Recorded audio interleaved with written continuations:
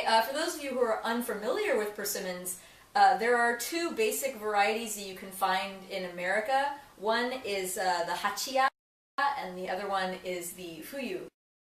And they're called those Japanese names because they're from Asia originally.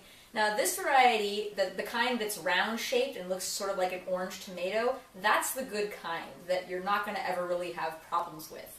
The kind that is shaped like a bell, however, that can have, it's said to be astringent, which basically means that if you eat it at the wrong time, it'll taste like you just have cotton in your mouth. It feels like there's fuzz growing inside of your mouth as you eat it, and it's awful. So get the kind that look like tomatoes, don't get the kind that look like bells. Anyway, now that that's out of the way, I'm going to combine, actually in separate bowls, the ingredients for these pancakes. I'm going to start with a half a cup of AP flour, a heaping half teaspoon of baking powder, almost a whole. I really like fluffy pancakes. Speaking of pancakes, look at how big he's getting!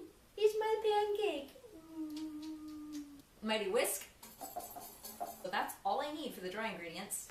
For the wet, I need a tablespoon of melted butter.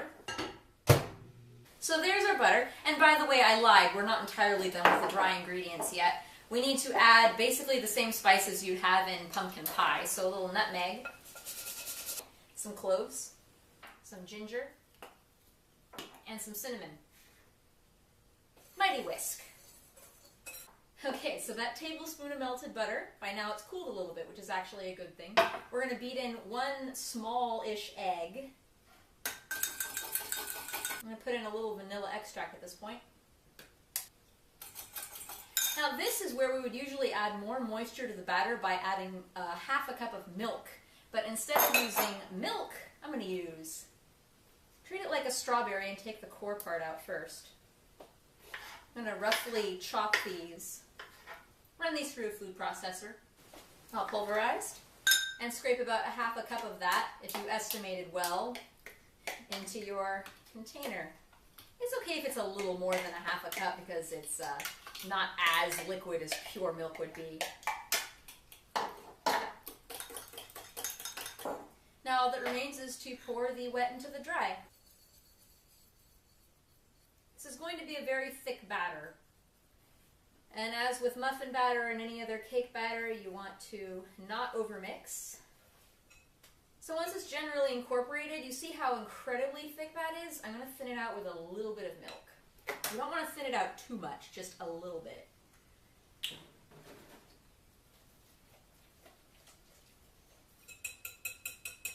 That was like 1 tablespoon of milk. Let this sit while we get the stove ready. I'm such a liar today. So first, before we get the stove ready, let's get these pecans ready. I'm just going to take a very small handful of pecan halves, and I'm going to roughly chop them with this crappy steak knife. It doesn't have to be good. I just want to break them up into smaller pieces than they are. There.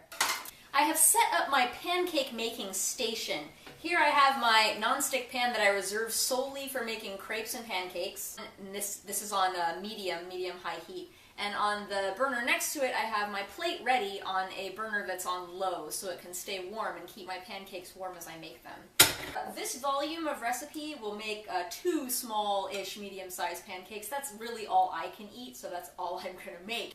So I have about like a half a teaspoon to a teaspoon of just vegetable oil warming in this pan.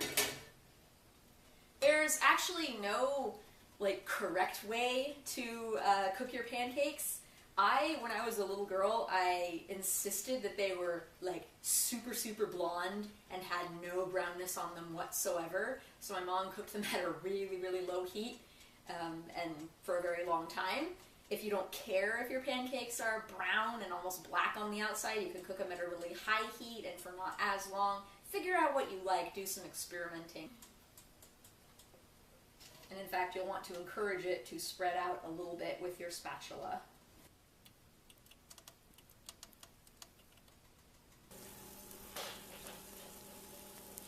I don't know how well you could see that just now, but there's bubbling around the edges and there's starting to be some bubbles in the middle. They're popping up a little bit one at a time.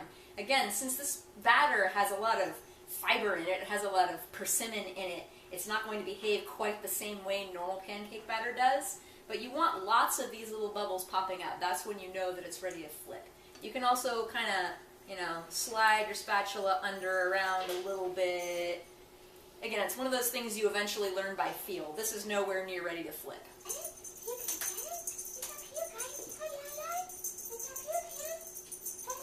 It's a couple minutes later. It's starting to smell really good. And I'm peeking under it just to see. And the underside is browning. So I'm going to chance a flip.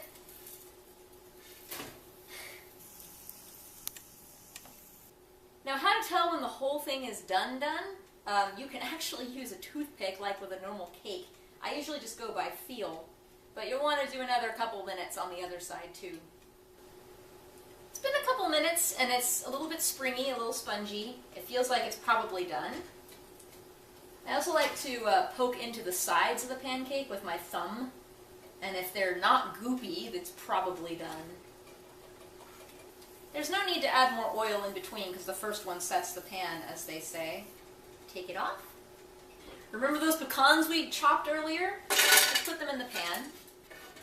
Just going to toast these a little bit. After that's toasted for a little bit, we're going to add in a generous tablespoon of butter.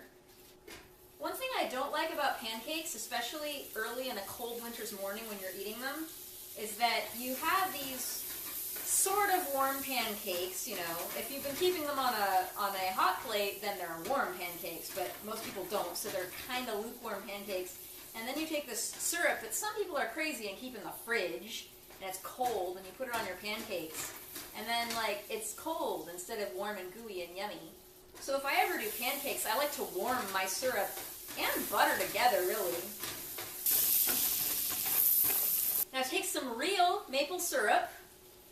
Actually, before you do that, let's make a quick pledge together. I insert name. Solemnly swear to never use that fake fructose corn syrup crap that's not really real maple syrup, but people think it is. Unless I'm really poor. Okay, real maple syrup, please. Oh, if only you could smell that. It's so good.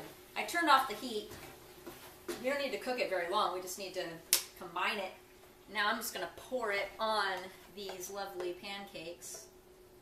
And behold, it's beautiful persimmon-y, real maple syrupy pecani goodness.